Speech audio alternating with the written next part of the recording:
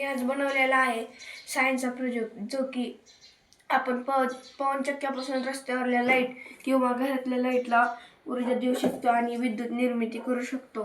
तर हा प्रोजेक्ट हे बघा.